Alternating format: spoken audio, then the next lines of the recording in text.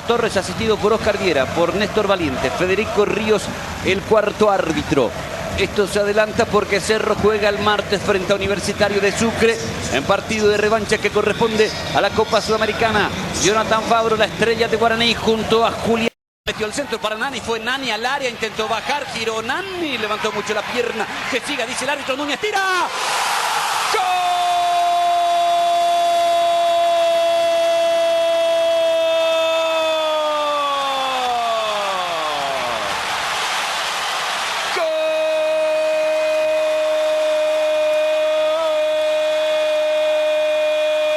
Cerro Porteño, Jorge Núñez, tremendo remate. Este sí sabe cómo hay que pegarle a un balón de aire. Cruzó el tiro bajo, imposible para Urrecochea. Cerro se pone arriba en la olla. El centro de Benítez, peleó Nani. El árbitro dejó seguir esa acción. Algunos de Guaraní pidieron infracción, le pegó Núñez. El ciclón Cerro Porteño le está ganando Guaraní 1-0. Es notable, qué rara la jugada de Nani, si es que fue la intención dársela, pasársela realmente a Jorge Núñez. Bueno, entonces hay que... Eso, las pelotas paradas son la esperanza de Guaraní. Vino el centro. ¡Gol!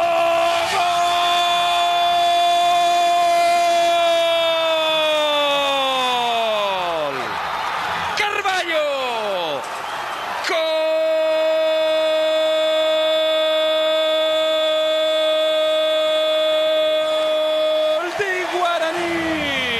Carvalho de cabeza, entró solito, conectó espectacularmente junto al poste derecho, lo empató Guaraní, lo empató Federico Carvalho cuando parecía que Cerro ya tenía los 3 puntos. Ahora el clásico está 1-1.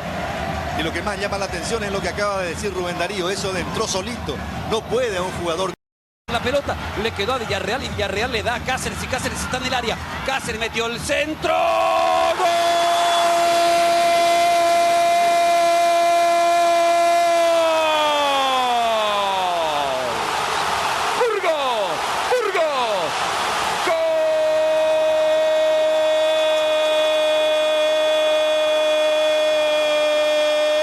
Cerro Porteño, Rodrigo Burgos atropellada, enloquece la hinchada azulgrana en la olla.